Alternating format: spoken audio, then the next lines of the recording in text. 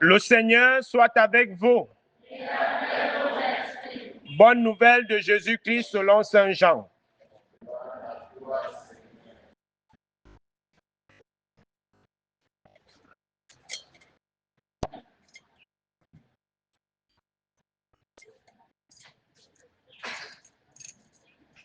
Jean au chapitre 9, les versets 1, puis 6 à 9, puis 13 à 17, puis 34 à 38.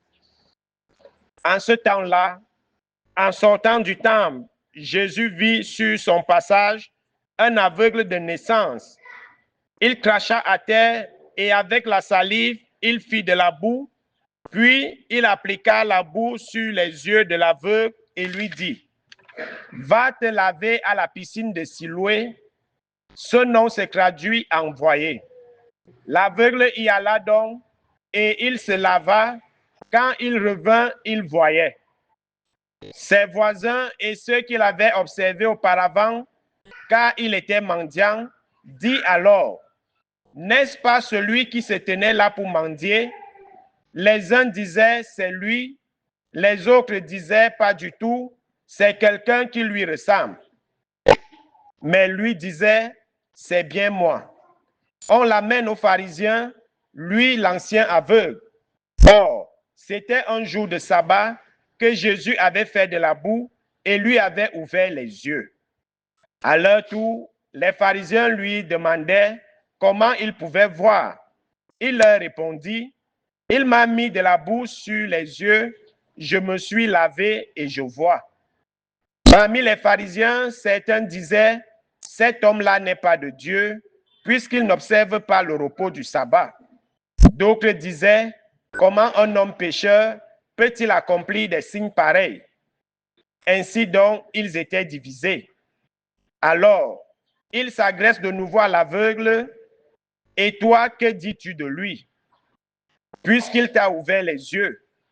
Il dit: C'est un prophète. Il répliquait: Tu es tout entier dans le péché depuis ta naissance, et tu nous fais la leçon. Et il le jetait dehors. Jésus apprit qu'il avait jeté dehors. Il le retrouva et lui dit: Crois-tu au Fils de l'homme? Il répondit: Et qui est-il, Seigneur, pour que je croie en lui? Jésus lui dit: Tu le vois, et c'est lui qui te parle. Il dit: Je crois, Seigneur, et il se prosterna devant lui. Acclamons la parole de Dieu.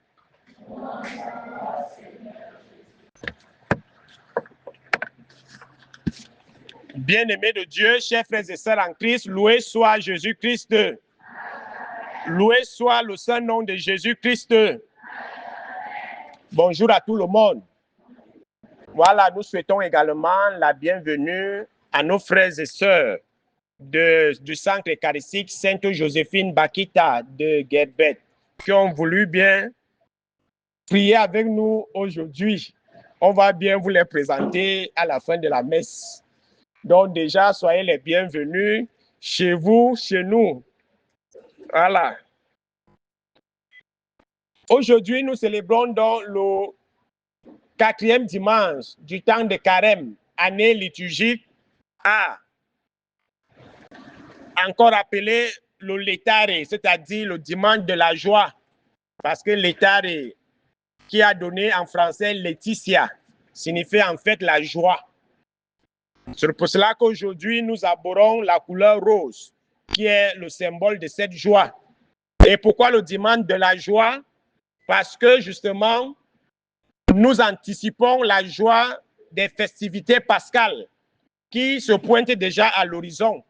Donc, c'est un dimanche de détente, un dimanche de relaxation, un dimanche où nous pouvons mettre un peu une pause à nos différentes pénitences.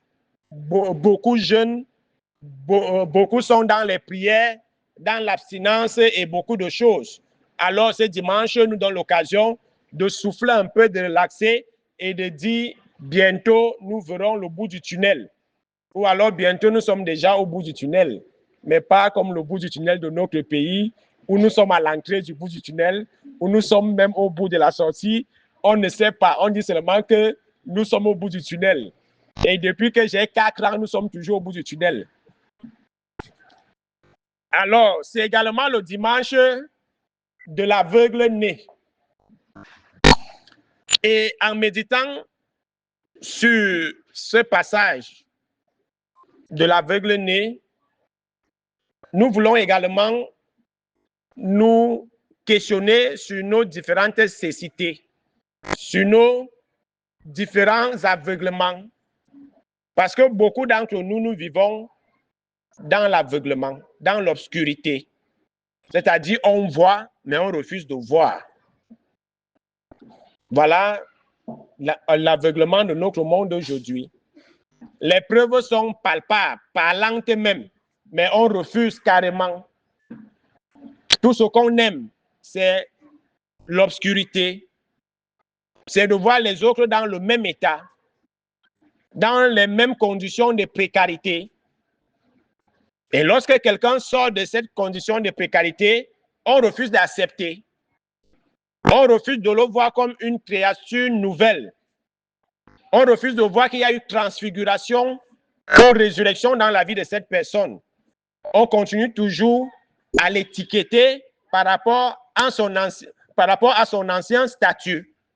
Mais le Seigneur nous invite en ce dimanche de sortir de ces clichés, de ces catégorisations dans lesquelles nous enfermons certaines personnes. Quand quelqu'un souffre, passe des moments difficiles, on ne s'interroge pas sur pourquoi il vit dans la pauvreté, la misère, dans le dénuement, dans le rejet. Mais lorsque la personne sort de la boue et devient propre, on commence à se questionner sur l'origine de son ascension. Et comme nous sommes tellement aveuglés, on ne peut pas voir que c'est la main de Dieu qui bénit. On va toujours dire qu'il est entré quelque part. Son ascension, sa richesse n'est pas normale.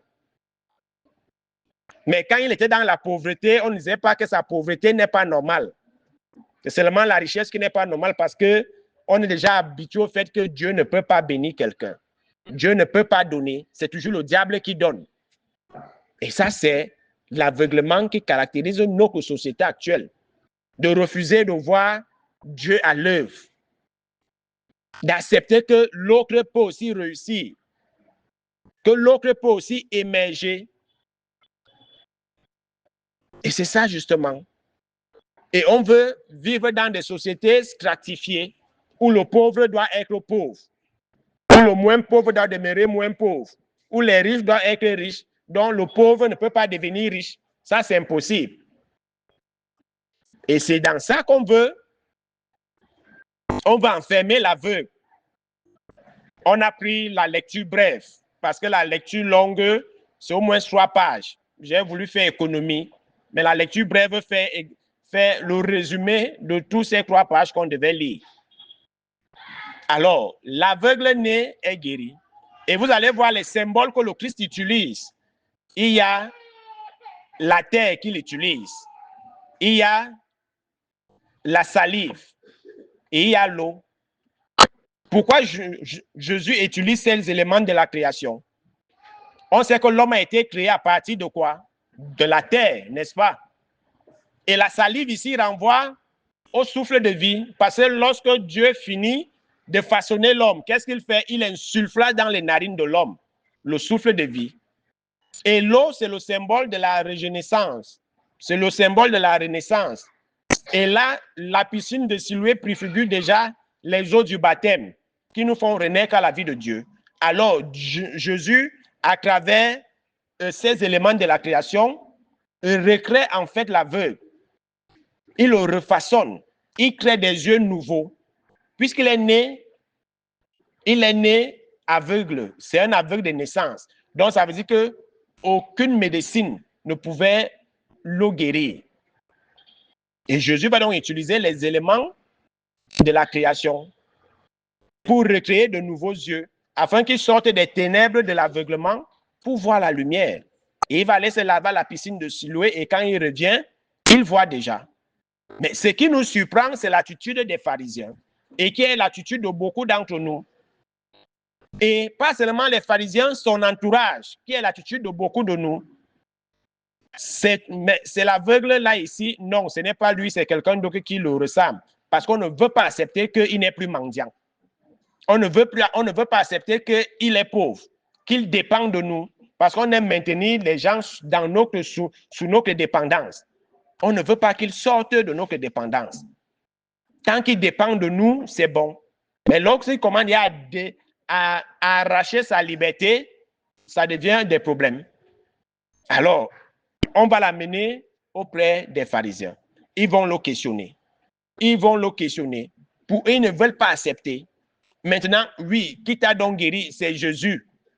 Bon, que dis-tu de lui? Parce que nous, on sait que c'est un pécheur et que Dieu ne peut pas l'utiliser parce qu'il est pécheur. Alors, il va dire, pour lui, c'est un prophète. Alors, comment on sait jouer aux victimes? C'est déjà que l'aveugle fait déjà les leçons de morale. Lui qui est pécheur, lui qui était mendiant, lui qui ne vaut rien. Il fait des leçons de morale. Et dans le texte long, on va même interroger ses parents qui vont dire, oui, c'est notre fils, parce qu'on ne voulait pas croire que c'était l'aveugle de naissance.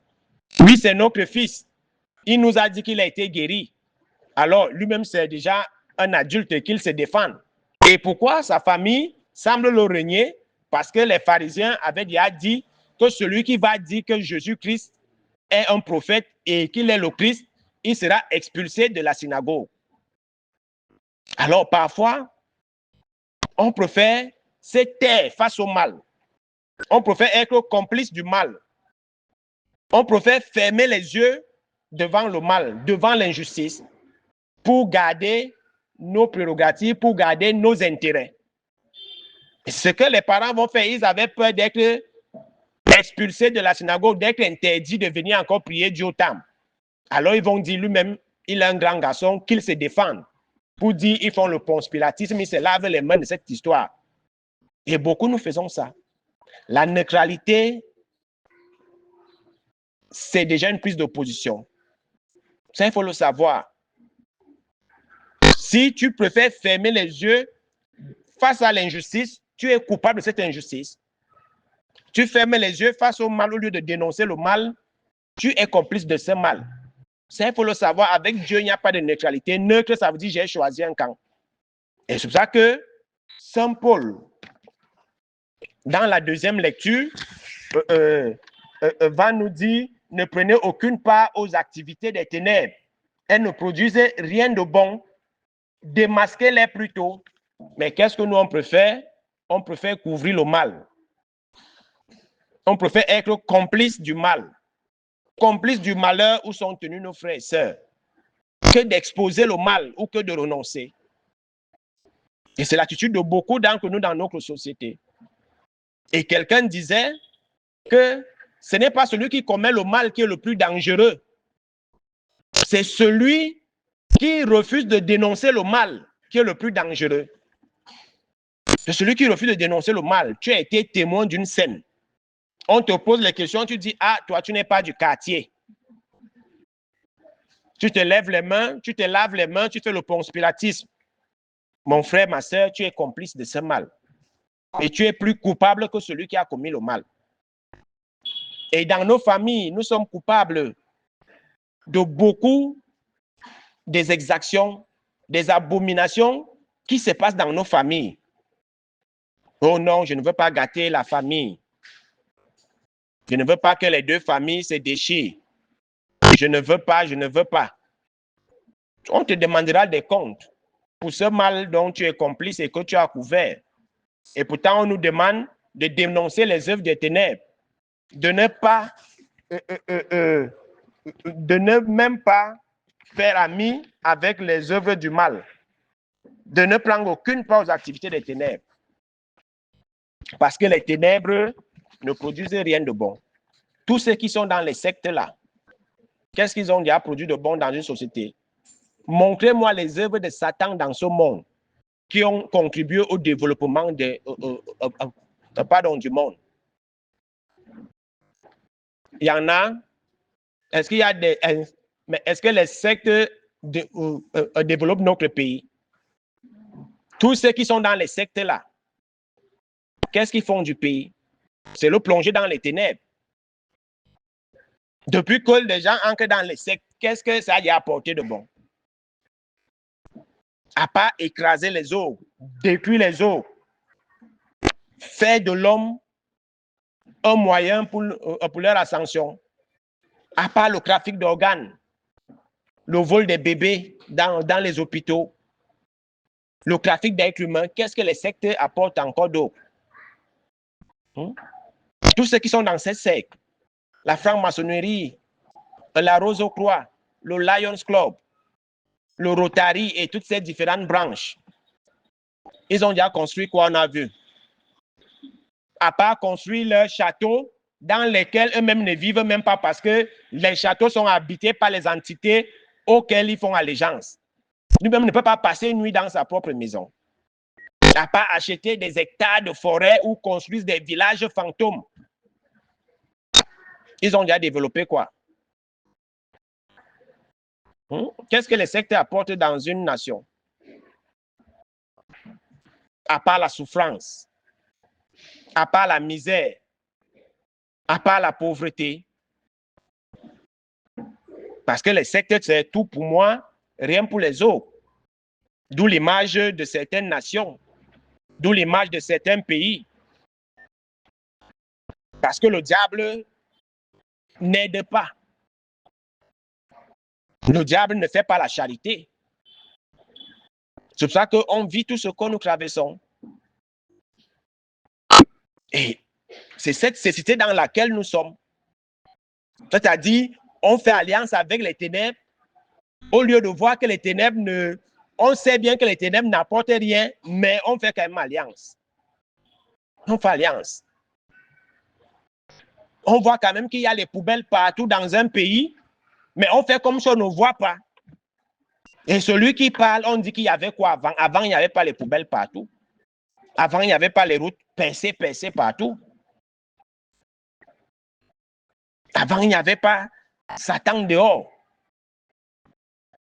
Mais aujourd'hui, on nous dit qu'il y avait quoi? Parce qu'on refuse de voir qu'on fait mal. Qu'on détruit tout un peuple, toute une nation. On refuse. Donc les vrais aveugles, c'est nous qui avons les yeux et qui ne voulons pas voir que ici c'est le mal et que ici on fait mal. C'est nous les vrais aveugles de naissance. Parce qu'à quoi nous servent nos yeux si on ne peut pas dénoncer? À quoi ça sert d'avoir les yeux? À quoi ça sert? Et lorsqu'on va dénoncer, les prados commencent à nous poursuivre derrière. Dès qu'on veut dénoncer, on reçoit les messages d'intimidation. Comme si ce qu'on dit n'est pas vrai. Est-ce que c'est ça, être bienvoyant? Ça veut dire qu'on refuse de voir le mal. Mais lorsque Dieu bénit quelqu'un, au lieu de voir la main de Dieu, on refuse également. On pointe toujours du doigt. Et c'est comme ça. C'est-à-dire, on ferme les yeux sur le bien, on ferme les yeux sur le mal, mais finalement, on voit quoi? C'est toujours étiqueté. Étiqueté, c'est le mendiant, c'est le mendiant, c'est le pécheur, c'est le prostitué, c'est la prostituée, c'est elle. Quand Dieu change l'adresse de quelqu'un, au lieu d'aller le chercher dans sa nouvelle adresse, on continue toujours à aller le chercher dans l'ancienne adresse parce qu'on ne veut pas accepter que l'adresse de la personne a changé. Ça, c'est la cécité. Ça, c'est être aveugle. Ça, c'est être aveugle. Pourquoi nous, on pense que Dieu ne peut pas bénir quelqu'un? Pourquoi la personne qui a été bénie, on continue toujours à l'appeler par son ancienne vie? Pourquoi? Ça veut dire qu'on refuse de voir. Comme on dit souvent, on a les yeux ouverts, mais on ne veut pas voir. Mais on ne veut pas. À quoi ça sert de voir le mal autour de soi, mais de ne pas parler? De dire, ah, c'est comme ça, on va faire comment? Allons boire nos glacés, c'est tout. Du moment où les glacés sont toujours frais, c'est bon. Le reste là, qu'il y ait les routes, qu'il y ait les hôpitaux, qu'il y ait les écoles, on s'en fout. Qu'il y ait les kidnappings partout dans le pays, on s'en fout. C'est-à-dire tout ce mal qui se passe là, on refuse de voir. Voilà 3 enseignants qui ont été kidnappés là-bas au nord. Il faut voir les sommes faramineuses qu'on demande aux familles qui n'arrivent même pas à vivre avec le salaire. Mais on demande des dizaines de millions. Toi-même, en 10 ans, ton salaire ne va même pas atteindre 10 millions. Mais on te demande une rançon. Et on refuse de voir qu'il y a le mal. Du moment où nous sommes dans nos châteaux, où on fait allégeance au diable, c'est bon. Du moment où les autres souffrent, c'est bon. On refuse d'accepter que les gens souffrent, que les gens vivent mal. On refuse. Voilà donc la société. Une société aveuglée. Une société où les dirigeants eux-mêmes sont aveugles. Parce qu'ils refusent de voir qu'il y a le mal, qu'ils ont occasionné le mal, que tout va mal. Ils refusent de voir. Mais nous sommes toujours dans l'espérance que ça va aller. Voilà. Et on va accuser les vrais handicapés que c'est eux les handicapés.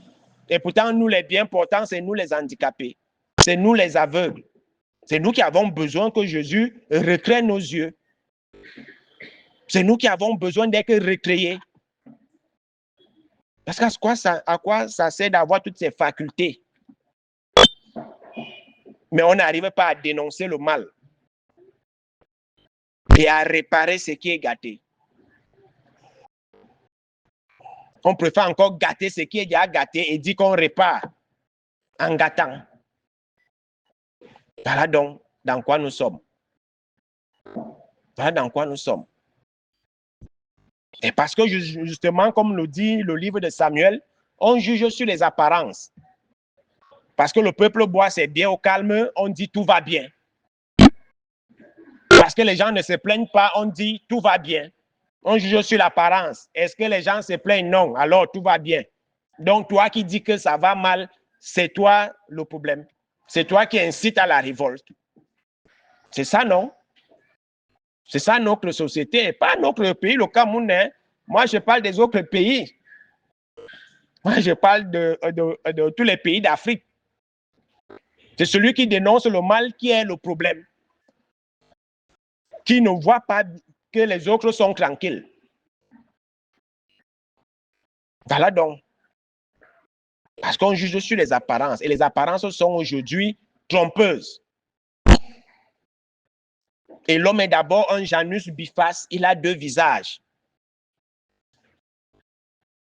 Il te présente un visage qui n'est pas son visage. Il a l'apparence d'un agneau et pourtant c'est un loup déguisé. Aujourd'hui, beaucoup de masques. Nous sommes une société masquée où c'est les masques qui prévalent partout. On est face aux apparences trompeuses. Face aux apparences trompeuses. C'est ça, justement. Mais Dieu, lui, ne choisit pas selon l'apparence. Et soit que le texte de Samuel nous invite à ce discernement. À ce discernement. Samuel a failli se laisser berner par l'apparence des fils de Jessé. Mais le Seigneur lui a dit, ne te fie pas à l'apparence. Forcément, le roi n'est pas costaud et lancé fort, non. Mais Dieu regarde le cœur. Le cœur. Même comme aujourd'hui, on ne sait plus, on regarde juste l'apparence. Aujourd'hui, il y a le make-up qui existe. Mais le vrai visage, il est où? Aujourd'hui, on épouse l'apparence. Mais on n'épouse plus le caractère, le comportement. C'est quand on est déjà ensemble qu'on découvre le caractère, le comportement. Parce qu'on s'est laissé tromper par les make-up. Je n'ai rien contre le make-up. C'est juste une image pour faire comprendre qu'aujourd'hui, on se laisse plus séduit par les apparences qui sont fausses que de regarder le cœur, que de regarder la réalité. Le Seigneur nous invite à aller au-delà de ce qu'on voit.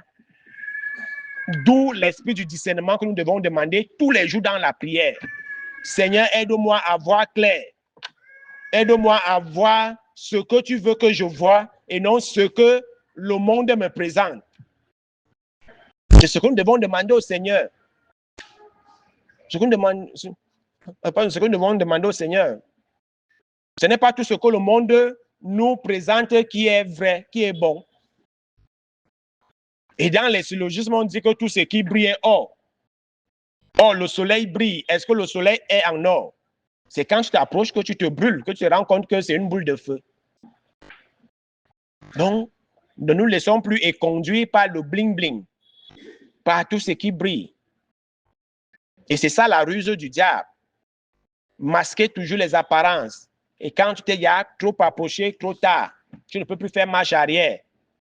Alors le Seigneur nous demande d'ouvrir les yeux, de découvrir les vraies apparences, telles que Dieu le voit, d'avoir le regard de Dieu sur tout, sur nos frères et sœurs, sur notre prochain, sur notre société, afin de démasquer les œuvres des ténèbres. Afin de démasquer les œuvres des ténèbres. Parce que l'ange des ténèbres se transforme encore en ange de lumière. Et ce n'est pas tout ce qui dit Seigneur, Seigneur, qui viennent du Seigneur. Donc, soyons éveillés. Soyons éveillés. Ouvrons les yeux. Sinon, on se laissera toujours conduire et tromper. Et sachons aussi que le cœur est le reflet de ton apparence. Ça, il faut le savoir, même si tu l'embellis comment. Même si tu l'embellis comment. On dit souvent, ce n'est pas l'habit qui fait le moine, mais on reconnaît le moine par son habit. Par son habit. Donc, en parlant du dimanche de l'aveugle, nous devons prier le Seigneur de nous guérir de toutes nos cécités multiformes, de tous nos aveuglements, tout ce qui nous empêche de voir la vérité et d'encenser le mensonge. Et le mensonge se déguise en quoi? On se nourrit du on. On est dans la dictature du on dit. Comme disait, je crois, Heidegger, on vit dans la dictature du on. Ou c'était Hegel, ou c'était Heidegger, il ne sait plus trop. En tout cas, c'était l'un des deux. Qu'on vit sous la dictature du on. On a dit. On vit, on se nourrit de la diffamation, de la médisance, de la calomnie, du sabotage. Et le premier à se plaindre, c'est le premier qui a raison. On ne veut plus écouter l'autre partie. C'est de cet aveuglement-là que nous devons sortir. Apprendre à aller à la piscine de Siloé, se laver le visage pour voir clair. Ce qu'on me dit là, est-ce que c'est vrai? Va d'abord te laver pour voir clair. Que de commencer à dire que oui, on m'a déjà dit, on a déjà fait des rapports sur toi, je sais, donc tu n'as plus rien à dire. Non, tu es une mauvaise personne. Voilà comment on réagit souvent. Est-ce que tu as écouté l'autre personne? Tu t'es basé sur les on dit sur la personne et la personne, tu la condamnes sans l'avoir écoutée. Même les coupables jugent de la présomption d'innocence. C'est pour ça qu'on parle toujours de présumés. Donc, on suppose que c'est lui qui a tué. Même si on sait que c'est lui, mais il juge encore de sa présomption d'innocence. Parce qu'il faut d'abord qu'on l'écoute aussi avant de juger. Mais nous, dès qu'on t'a dit ah sur tel, c'est bon. C'est ce qu'il est. Est-ce que tu allais te laver dans la piscine de Siloé? Est-ce que tu allais laver tes yeux pour bien voir la vérité en face? Est-ce que tu as cherché la vérité? Non. Alors évitons de nous nourrir des on-dit. Évitons de condamner les autres à cause de leur ancienne statut, de leur ancien statut. Parce que le statut de tout le monde peut changer. Dieu peut recréer tout le monde. Parce qu'il a la capacité. Dieu peut recréer tout le monde. Donc, il n'a jamais été dit que toi, tu ne vas jamais évoluer, que tu ne vas jamais te marier, que tu ne vas jamais travailler, que tu ne vas jamais faire ceci. Et quand ça arrive, c'est que tu allais voir les marabouts, tu es entré dans les sectes, tu es devenu ceci, tu as fait ceci. Arrêtons ça. Et apprenons à aller au-delà des apparences. Et accepter que Dieu peut changer la situation de tout un chacun. C'est lui qui nous a créés et il peut nous recréer comme il le veut.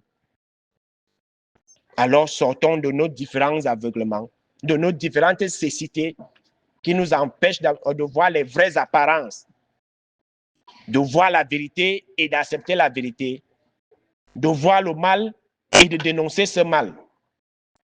Que nos yeux s'ouvrent donc et que l'eau de la piscine de Siloé lave nos yeux afin qu'on voit ce que le Seigneur veut qu'on voit et qu'on l'accepte comme ce prophète-là, comme ce Messie qui est venu pour recréer l'image de l'homme qui a été déchu par le péché. Loué soit Jésus-Christ.